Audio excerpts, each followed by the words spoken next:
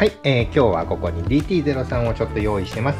で、この DT03 はですね、先日作ったミッドシップのものになります。はい。ちょっと汚れてますね。で、このミッドシップ、先日ちょっと走らせてみたんですけど、パーツがちょっとあり合わせのものを使ってフロント組んでたので、打角が全然ないのと、あとタイヤもいろんなものを履かせたいなということで、今日は六角化していこうと思います。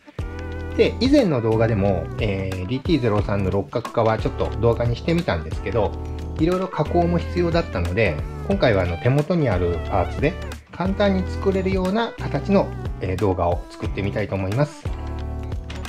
で、今日、一応用意しているのが、まずこの M05RA。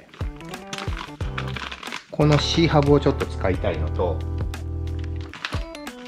でその C ハブに取り付けるパーツで TB03 の C 部品、これも手元にあったやつをちょっと保管してあったやつがあったんで、これと、でもしこれなかったらおそらくもうこれ違いがわからないぐらい形状が一緒なんですけど、 TRF の416の C 部品も同じように使えると思います。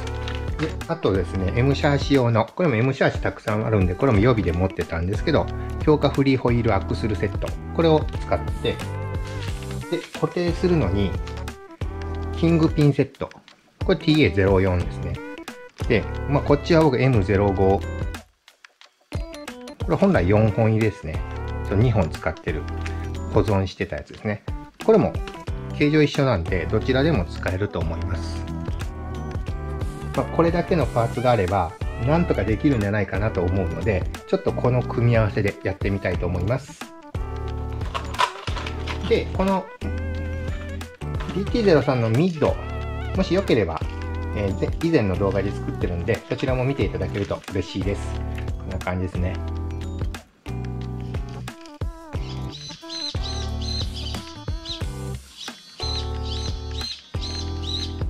こんな感じですね。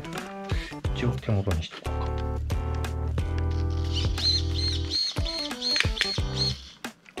はい。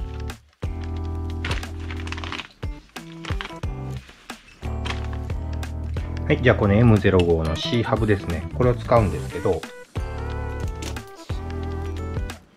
DT03 のロアアームの幅が 11mm で、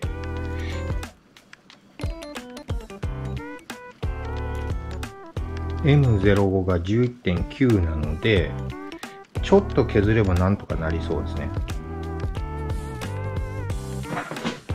本来こういったリューターで削ればすぐなんですけど、なるべく工具を使わずにやっていこうというふうにちょっと今日は思ってるので、ここにね、ちょっと100番の紙やすりがあるんで、これで削ります。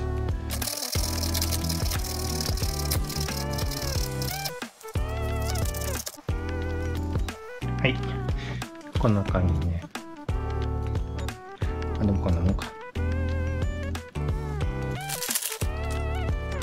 わずかながら隙間があるんで、ここはスペーサーとアップライトをキングピンで留めていきます。アクスルセットをアップライトに取り付けていきます。で、ベアリングが必要なので、このベアリングは内径が5の外径が、10だね。はい。じゃあこの組み合わせで C ハブに取り付けていきます。DT03 のフロント部分を六角ハブ化して交換しました。さっき途中で見たんですけど、ワイドになりましたね。どうだろう。そこまで見た目悪くないけどね。はい、じゃああと打角ですね。どんな感じかな。どうだ。あんまり変わってない。失敗かな。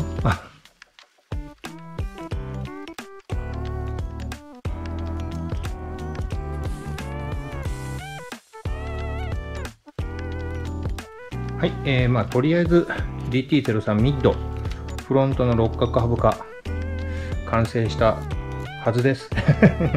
まあちょっと編集で打角どれだけ取れてるか、あと外持っていってどれくらい曲がってくれるかもちょっと見ようとは思うんですけど、ひとまずまあ六角株化できたので、まあ当たることもなく、ホイールに干渉することもなく、トレッドが広くなったから曲がらなくなったかな。まあいろいろちょっと不安な部分はあるんですけど、まあ走らせてみてからですね。走らせてみて曲がれば OK ということにしてください。なんで、まあこれ外でちょっとまた走らせてみて、どんな感じかちょっと試してみようと思います。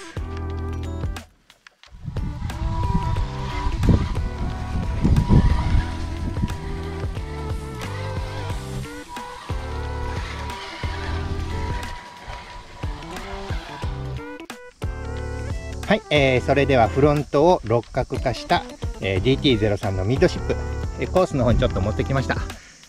ちょっと草むしりがね大変でしたけど、とりあえず走れるぐらいにはなったので、せっかくの切れ角打角どんな感じになったか試そうと思います。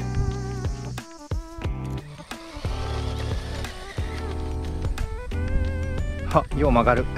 よく曲がる。あ、危ない。結構曲がるね。なんか静か。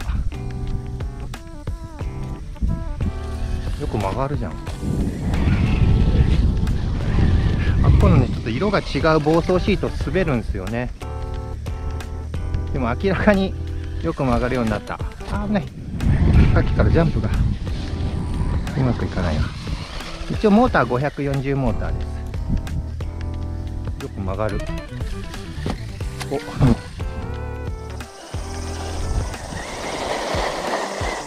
はい、それでは今日はフロントの六角化をした DT03 のミッド、これを走らせてみたんですけど、見た目はさほど変わらなかったんですが、結構曲がってくれるようになりました。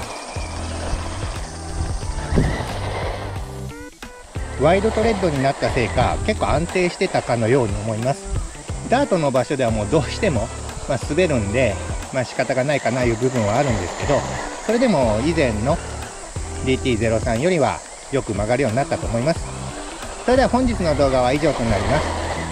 また今後もこういったラジコンの動画や自分の興味の持ったことや疑問に思ったことはどんどん動画にしていきますんで、よければいいねボタン、チャンネル登録もよろしくお願いします。それでは最後までご視聴いただきありがとうございました。失礼します。